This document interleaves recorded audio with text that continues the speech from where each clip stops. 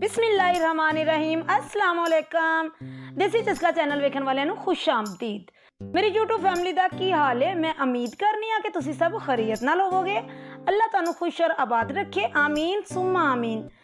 अज मैं तुहाडे वास्ते लैके आई हाँ बैंगन के पकौड़े जिहड़े कि बड़े ही मज़ेदार और बड़े ज़बरदस्त बनते हैं। इहदे वास्ते आपां नू किस किस चीज़ की जरूरत है, चलो आपां चलने हैं रेसिपी की तरफ। 1 किलो गोल बैंगन,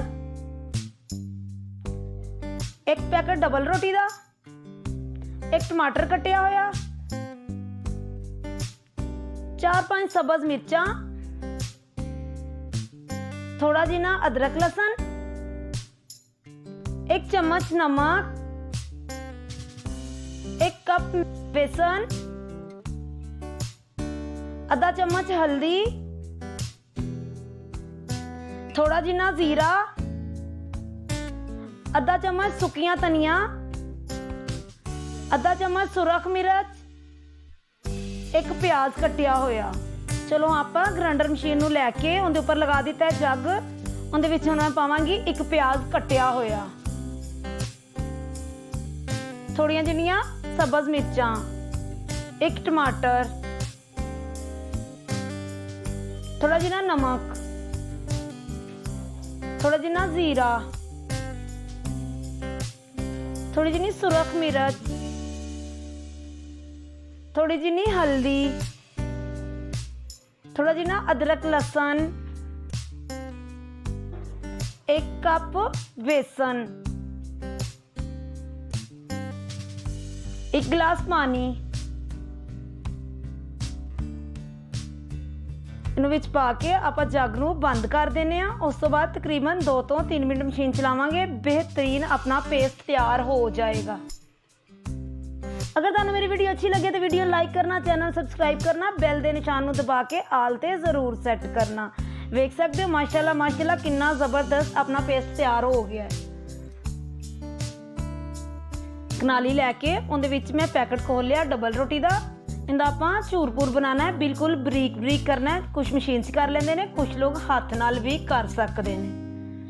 वेख सकते हो इस तरह पकड़ के 1 तो 2 मिनट लगणगे, बेहतरीन बरीक हो जाएगा।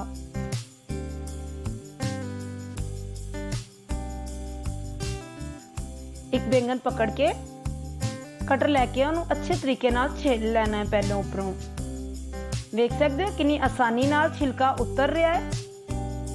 छिलके उतारन नाल ये हुंदा है कि ज़्यादा छिलका जिहड़ा है वो हार्ड हो जाता है, दूसरा बैंगन नरम रह जाता है। अगर छिलका उतार लीए तो पकौड़े ज़्यादा मज़ेदार बनते हैं। कंडी वाली साइड तो इस तरह उपरों उतार देना, फिर इन्नियां गोल गोल टिक्कियां कट लैनियां ने। थोड़ा जी चाहे थोड़ियां मोटियां कट लो, जी चाहे कि बिल्कुल बरीक कट सकते हो तुसी। अगर तुहानू मेरी वीडियो अच्छी लगे तो कमेंट दे विच अपनी राय का इजहार जरूर करिया करो, ताकि मैं तुहाडे वास्ते अच्छी अच्छी वीडियो लैके आ सकां। इस तरह ही सारे बैंगनां नू एक एक पकड़ के गोल गोल कट्टी जाना है। देख सकते हो कितने खूबसूरत बिल्कुल टिक्कियां तरह कटिंग हो रहे हैं। कनाली लैके जिहड़े कि बैंगन आपां कट्टे सी उहदे विच पा लैने, थोड़ी जिन्नी सुरख मिर्च और नमक, सुकिया धनिया, तीनों चीज़ों को चम्मच नाल चंगी तरह मिक्स कर लेना है। जो ये रल जाए इन्हू चंगी तरह इंज उपर खिलार देना है, ताकि ये पहले ऊपर थोड़ा मसाला लग जाएगा तो इन्हां दा टेस्ट ज़्यादा चंगा बनेगा। देख सकते हो बेहतरीन लग गया मसाला। एक एक पकड़ के इस तरह जिहड़ा कि आपां लिक्विड बनाया सी उहदे विच पा लेना। उस तो बाद डबल रोटी का चूरा लगा लेना ऊपर।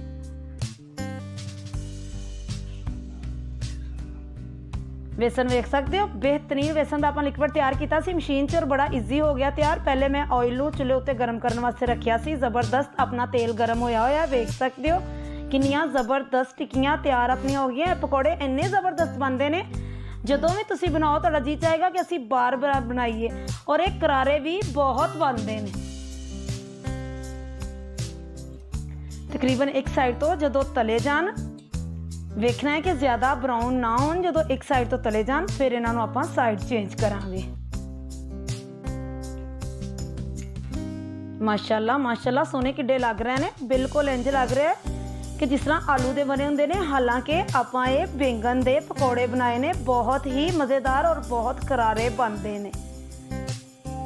कलर कितना खूबसूरत आया है। छाना लैके एक एक इस तरह उठाई जाना, उहदे विच रखी जाना ताकि तेल चंगी तरह नुचड़ जाए। तुसीं वेख सकते हो कितना प्यारा कलर आया।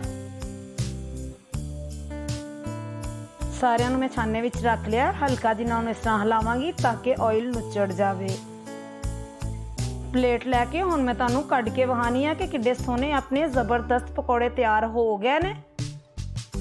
माशाल्लाह माशाल्लाह किन्ने खूबसूरत लग रहे ने, खुशबू कितनी अच्छी आ रही है। तुसीं कैचअप या दही का भी इस्तेमाल कर सकते हो।